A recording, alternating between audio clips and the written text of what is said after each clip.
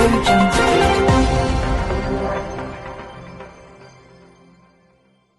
పేరు బంగారి పర్వతాలు, నాగర్ కర్నూలు జిల్లా కాంగ్రెస్ పార్టీ ఉపాధ్యక్షుని. ఈరోజు నిన్న మన తెలంగాణ ముఖ్యమంత్రి గౌరవ యనుమల రేవంత్ రెడ్డి గారు యువత కోసం, యువత భవిష్యత్తు కోసం ఒక స్కీముని ప్రవేశపెట్టినాడు.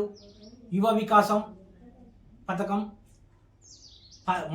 ఏప్రిల్ 5 వరకు కొనసాగుతుంది. ఈ స్కీము మార్చి 17 నుంచి ఏప్రిల్ 5 వరకు ఈ స్కీమ్ కొనసాగుతుంది. తెలంగాణ రాష్ట్రంలో ఉన్న నిరుద్యోగ యువకులు అందరూ ఈ స్కీమ్కు అర్హులు. ఈ స్కీము 50,000 నుంచి 4 లక్షల వరకు ఇచ్చే విధంగా 6,000 కోట్లతో ఈ స్కీమ్ని ప్రారంభించారు మన తెలంగాణ ముఖ్యమంత్రి యనుమల రేవంత్ రెడ్డి గారు.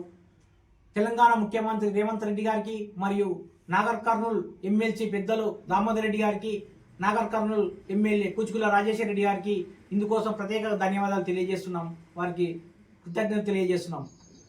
ఈ స్కీమ్కు ఎస్సీ, ఎస్టీ, బీసీ, మైనార్టీలో ఉన్న ప్రతి ఒక్కరూ ఈ స్కీమ్కు అప్లై చేసుకొని మీరు జీవనోపాధి కోసం ఉపయోగించుకోవాల్సిందిగా ఈ స్కీమ్ని ప్రారంభించారు. మన తెలంగాణ ప్రభుత్వం ఏర్పడిన 14 నెలలలోనే ప్రజాపాలన అందించాలనే ఉద్దేశంతో ప్రజల యువత మేలుకొల్పు కోసం ఈ స్కీము ప్రారంభించబడినది. కావున దయచేసి అందరూ అప్లై చేసుకోవాలి. ఇంకొకటి, బీఆర్ఎస్ పార్టీ కాంగ్రెస్ పార్టీని విమర్శిస్తుంది. బీఆర్ఎస్ పార్టీ కుల